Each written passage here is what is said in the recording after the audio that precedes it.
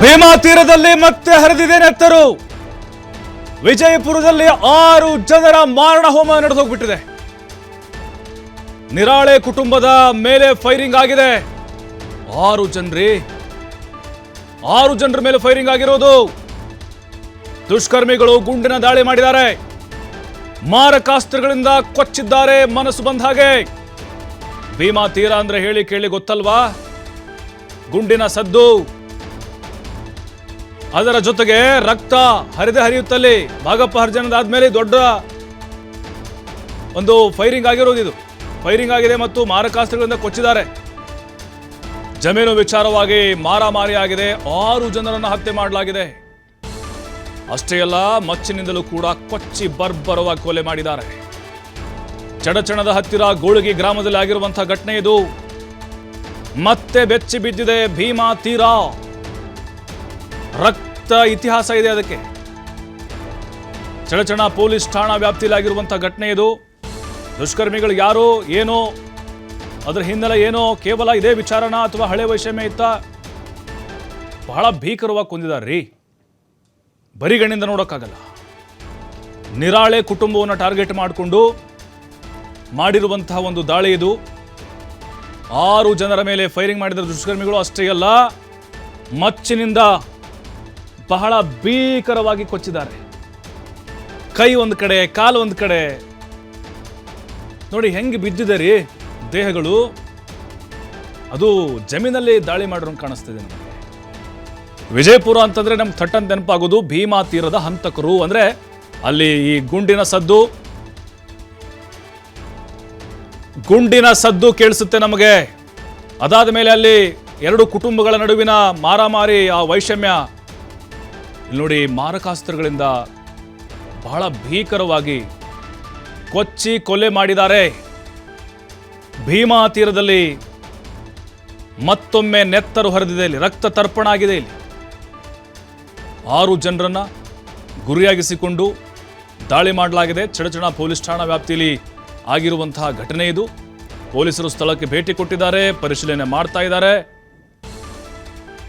ಜಮೀನು ವಿಚಾರವಾಗಿ ಅಂತ ಹೇಳ್ತಿದ್ದಾರೆ. ಬಟ್ ನಿಜಕ್ಕೂ ಅದೇ ವಿಚಾರವಾ ಅಥವಾ ಮತ್ತೆ ಅಲ್ಲೇನಾದರೂ ಬೇರೆ ಕುಟುಂಬದ ಜೊತೆಗೆ ಈ ನಿರಾಳೆ ಕುಟುಂಬದ ಏನಾದರೂ ಹಳೆ ವೈಷಮ್ಯ ಇತ್ತ? ಪೊಲೀಸರ ತನಿಖೆ ಆದಮೇಲೆ ಗೊತ್ತಾಗುತ್ತೆ.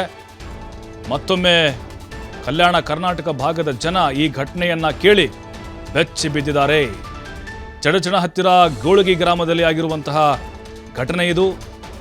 ರಕ್ತದ ಕೋಡಿ ಹರಿದಿದ್ರಲ್ಲಿ 6 ಜನರನ್ನ ಟಾರ್ಗೆಟ್ ಮಾಡಿದ್ದಾರೆ.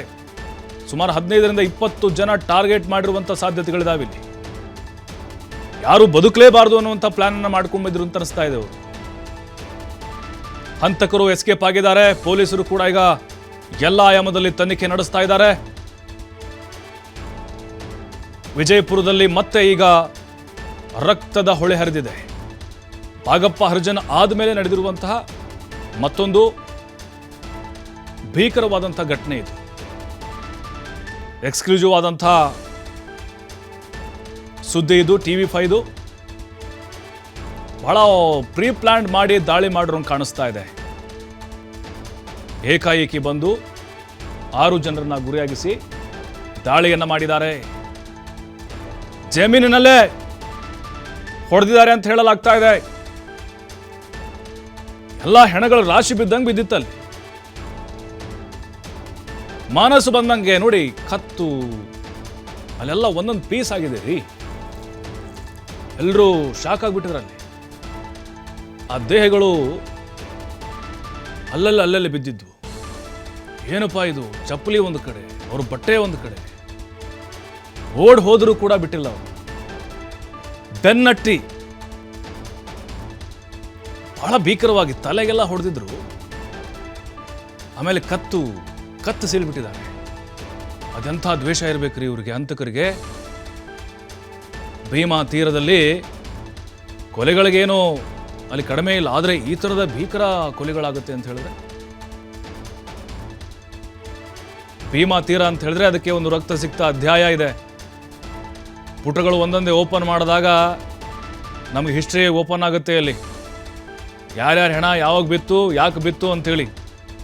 ಈಗ ಸೈಲೆಂಟ್ ಆಗಿತ್ತು ಭಾಗಪ್ಪಂದು ಕೊರಳೆ ಆದಮೇಲೆ ಮತ್ತೆ ಶುರುವಾಗಿದೆ. ಈಗ ಮತ್ತೆ ಹೊಸ ಹೊಸ ಕುಟುಂಬಗಳ ದ್ವೇಷಗಳು ಹುಟ್ಟುಕೊಳ್ತಾ ಇದೆ. ಮಚ್ಚಿನಿಂದ ಕೊಚ್ಚಿದ್ದಾರೆ. ಮತ್ತಷ್ಟು ಮಾಹಿತಿ ನಮ್ಮ ಪ್ರತಿನಿಧಿ ಸಂತೋಷ್ ನೀಡ್ತಾರೆ. ಸಂತೋಷ್, ಭೀಮಾ ತೀರ ಅಂತಂದ್ರೆ ಅದು ರಕ್ತ ಸಿಕ್ತ ಅಧ್ಯಾಯ ನೆನಪಾಗುತ್ತೆ. ಈಗ 6 ಕೊಲೆಗಳಾಗಿದೆ. ಕಾರಣ ಏನು? ಬರೀ ಜಮೀನು ವಿಚಾರನ ಅಥವಾ ಏನಾದರೂ ಹಳೆ ವೈಷಮ್ಯ ಇತ್ತ ಎರಡು ಕುಟುಂಬಗಳ ಮಧ್ಯೆ? ಹೇಗೆ ಪ್ರಭು, ಏನು ಭೀಮಾ ತೀರದಲ್ಲಿ ಮತ್ತೆ ರಕ್ತದ ಓಕಳಿ ಹರಿದಿರುವಂತದ್ದು? ಯಾಕಂತ ಹೇಳಿದ್ರೆ ಈಗಾಗಲೇ ಈ ಹಿಂದೆ ನಾವು ಸಾಕಷ್ಟು ನೋಡಿದ್ವಿ. ಭಾಗ ಪರಿಜನ್ ಇರ್ಬೋದು, ಚಂದ ಪರಿಜನ್ ಇರ್ಬೋದು, ಇದಕ್ಕೆ ಸಂಬಂಧಪಟ್ಟ ಹಾಗೆ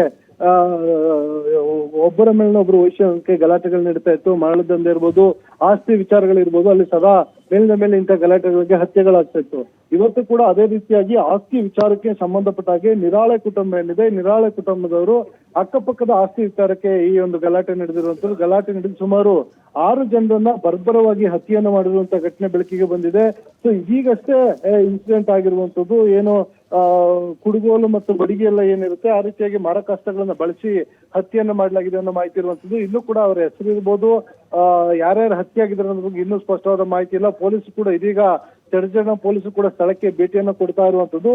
ಸದ್ಯಕ್ಕೆ ಪ್ರಿಲಿಮಿನರಿಗೆ ಬಂದಿರುವಂತಹ ಮಾಹಿತಿ ಗೊತ್ತಾಗಿರುವಂತದ್ದು ಇದೇ ಕಾರಣಕ್ಕಾಗಿ ಮರ್ಡರ್ ಆಗಿರೋದು ಅಂತ ಹೇಳಲಾಗ್ತಿದೆ. ಆಸ್ತಿ ವಿಚಾರ ಅಂದ್ರೆ ಅಕ್ಕಪಕ್ಕದ ಆಸ್ತಿ ವಿಚಾರಕ್ಕೆ ಏನು ನನಗ್ ಸೇರ್ಬೇಕು ಜಮೀನು ವಿಚಾರವಾಗಿ ಏನು ಗಲಾಟೆಗಳು ನಡೀತದೆ ಸಾಮಾನ್ಯವಾಗಿ ಅಲ್ಲಿ ಕಡೆ, ಅದೇ ರೀತಿಯಾಗಿ ಇಲ್ಲಿ ಇನ್ಸಿಡೆಂಟ್ ಆಗಿದೆ. ಸೊ ಇದೇ ಕಾರಣಕ್ಕಾಗಿ 6 ಜನರು ಹತ್ಯೆ ಆಗಿರುವಂತದ್ದು. ಅಂದ್ರೆ ಇಲ್ಲಿ 2 ಗುಂಪುಗಳ ನಡುವೆ ಮಾರಾಮಾರಿಯಾಗಿ 2 ಗುಂಪಿನವರು ಸತ್ತಿದಾರ, ಇಲ್ಲ ಒಂದೇ ಗುಂಪಿನವ್ರನ್ನ ಏನಾದ್ರು ಟಾರ್ಗೆಟ್ ಮಾಡಿ ಹತ್ಯೆಯನ್ನ ಮಾಡಿದ್ರ ಅನ್ನೋದು ಇನ್ನೂ ಕೂಡ ಸ್ಪಷ್ಟ ಆಗಿಲ್ಲ. ಆದ್ರೆ ಒಟ್ಟು 6 ಹೆಣ ಬಿದ್ದಿರುವಂತದ್ದು. ಮತ್ತೆ ಏನು ಭೀಮಾ ತೀರದಲ್ಲಿ ರಕ್ತದ ಕೋಡಿ ಹರಿಸಿದ್ದಾರೆ ಅಂತ ಹೇಳ್ಬೋದು. ಯಾಕಂತ ಹೇಳಿದ್ರೆ ಇತ್ತೀಚೆಗಷ್ಟೇ ಬಾಗಪ್ಪ ಹರಿಜನ್ ಕುಖ್ಯಾತಿಯನ್ನ ಪಡೆದಿದ್ದ ಆ ಭಾಗದಲ್ಲಿ ಆತನ ಪಿಂಟು ಅನ್ನೋನು ಹತ್ಯೆಯನ್ನ ಮಾಡಿದ್ದ. ಸೊ ಅದಾದ ಬಳಿಕ ಒಂದು ಹಂತಕ್ಕೆ ಏನೋ ಅಲ್ಲಿನ ಬಿಜಾಪುರದ SP ಇರ್ಬೋದು, ಹಿರಿಯ ಅಧಿಕಾರಿಗಳಿರ್ಬೋದು, ಮೇಲಿಂದ ಮೇಲೆ ಸಭೆಗಳನ್ನು ನಡೆಸಿದ್ರು. ಸಭೆಗಳನ್ನು ನಡೆಸಿ ಯಾವುದೇ ರೀತಿಯ ಇಂಥ ಇನ್ಸಿಡೆಂಟ್ಗಳು ಆಗ್ಬಾರ್ದು, ಅವೆಲ್ಲದೂ ಕೂಡ ಬ್ರೇಕ್ ಹಾಕ್ಬೇಕು ಅಂತ ಹೇಳಿ ಮಾಡಿದ್ರು. ಅಲ್ಲಿನ SP ಲಕ್ಷ್ಮಣ್ ನಿಂಬರ್ಗಿ ಕೂಡ ಸ್ಥಳಕ್ಕೆ ಭೇಟಿಯನ್ನ ನೀಡಿದ್ರು. ಮತ್ತೆ ಆ ಚಡಚಣ ಪೊಲೀಸ್ ಠಾಣಾ ಇಡೀ ಭೀಮಾ ತೀರದಲ್ಲಿ ಏನು ಅಕ್ರಮವಾಗಿ ನಡೆಸಿದ್ದಂತ ಚಟುವಟಿಕೆಗಳೇನಿತ್ತು ಅದೆಲ್ಲದೂ ಕೂಡ ಬ್ರೇಕ್ ಹಾಕ್ಬೇಕು. ಅದ್ರ ಜೊತೆಗೆ ಬಹು ದೊಡ್ಡ ಮಟ್ಟದಲ್ಲಿ ಅಲ್ಲಿ ನಡೆಯುವಂತದ್ದು ಮರಳು ದಂಧೆ, ಇವೆಲ್ಲವೂ ಕೂಡ ಬ್ರೇಕ್ ಹಾಕ್ಬೇಕು ಮತ್ತು ಶಿಕ್ಷಣ ಮಾಡಿದ್ರು. ಆದ್ರೆ ಈ ಮಧ್ಯೆ ಆಸ್ತಿ ವಿಚಾರವಾಗಿ ಇಲ್ಲಿ 6 ಜನರನ್ನ ಬರ್ಬರವಾಗಿ ಹತ್ಯೆಯನ್ನ ಮಾಡಿರುವಂತದ್ದು. ಸದ್ಯ ಸ್ಥಳಕ್ಕೆ ಪೊಲೀಸರು ಭೇಟಿಯನ್ನ ಕೊಟ್ಟಿದ್ದಾರೆ. ಭೇಟಿಯ ಬಳಿಕ ಇನ್ನ ಹೆಚ್ಚಿನ ಮಾಹಿತಿಗಳು ಗೊತ್ತಾಗಬೇಕಾಗಿರುವಂತದ್ದು. ಯಾರು ಹತ್ಯೆಯನ್ನ ಮಾಡಿದ್ದಾರೆ, ಯಾವ ಕಾರಣಕ್ಕಾಗಿ, ಅಂದ್ರೆ ಆಸ್ತಿ ವಿಚಾರವನ್ನು ಬಿಟ್ಟು ಬೇರೆ ಏನಾದ್ರೂ ಇದಕ್ಕೆ ವೈಯಕ್ತಿಕವಾದ ದ್ವೇಷಗಳು ಇತ್ತ ಅನ್ನೋದನ್ನ ಕಾಯ್ದು ನೋಡ್ಬೇಕಾಗುತ್ತೆ. ಪ್ರಭು, ಥ್ಯಾಂಕ್ ಯು ಸಂತೋಷ್ ತಮ್ಮೆಲ್ಲ ಮಾಹಿತಿಗಾಗಿ.